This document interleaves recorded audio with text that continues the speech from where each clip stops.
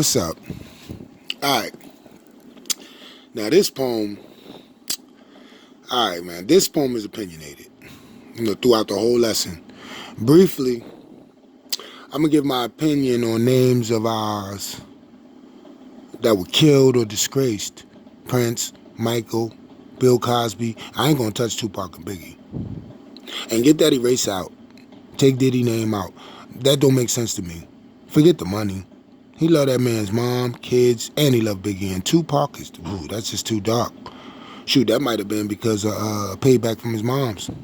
You gotta watch these movies. The Elite, delete if need be. Or from memory. Ponder that. You remember Prince was one of the only artists to have his masters and countless library of songs. Somebody wanted them. And evidently, he wouldn't give them. So like Pash, devilish behavior, they took him. Literally and figuratively. Yo, he was born in 58. My mom's was born in 53. My mom's still dancing with the kids, my siblings, and me. 65, she's still a party. And this man had everything. But he had something in storage, and they wanted it. And Prince's last days were ominous, knowing something gonna happen. A drug overdose accident. Now to Michael Jackson. Same tragic. But the left hook that Jackson took on the jaw had dominoes, y'all. Mike wasn't broke. Black people know broke. Broke ain't taking vacations in Rub My Back Island. The reason why he wasn't smiling is because something vile was pushing his dial. Now, we as mere mortals don't understand that famous proverb. More money, more problems. And I explain by definition and literally breakdown in my other poem. Specifically, the poetic God-given name, it was called Benefit. When you get a moment, check it. It basically says that we have a greedy government that benefits every inch of the spectrum. So perhaps he's worth $1 billion in liquids or maybe future assets, but they wanted it. Same as Prince, and they took it. His life, his booklets, and then took that doctor down with him. And shame on the Jackson children. Because unless the powers that be were going to kill him. I hope they paid that doctor. Looked out for him. Serious. Took care of him.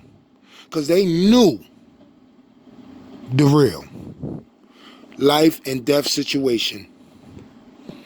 And this whole situation with Hiawatha Smalls, Bootsy Farnsworth, Fat Albert, Daddy Huxtable is unintelligible. If he did it, why so long? They always take down one of our strongs. And he's the one that stayed black, y'all. He's 80. He got 10 more left at best. They spent all those resources to retry him. But they trying to break the guy. Why? Money? Remember the 90s? Or the late 80s? Remember he wanted to be NBC? Nothing but Cosby. No, that means no black gonna own this channel. He obviously had the collateral. Oprah only owns 30% of OWN. Maybe Bill wanted more. I'm telling y'all, it's a difference. When LeBron gets paid by Nike, NBA, etc., but flip it. They'll find some white chick will come out the closet and say LeBron's kid or he raped me. Same thing with Cosby. I oversimplified, no doubt. But my goal is to reach all by any means necessary. Our heroes have ceilings. We just can't see up that high. Yo, example, a friend of mine, up in Boston, man, but this is crazy. We sitting here talking in the barbershop, right? So he's talking about money.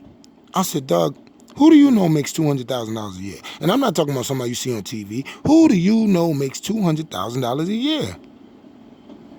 For real. Legally. Man, he kept coming over. I said, who you know? People don't realize that's $4,000 a week. You know what I'm saying? So that's all we can see. That's the point I'm trying to make, man. We can't see up that high, dog. Billions of dollars. Man, we trying to get 100 grand. So I asked him, who do you know? He couldn't tell me one person, not one soul. So I'm going to end it with a quote. Let God be our limit and eternity our measurement. Marcus Garvey. Peace. Creation Bay.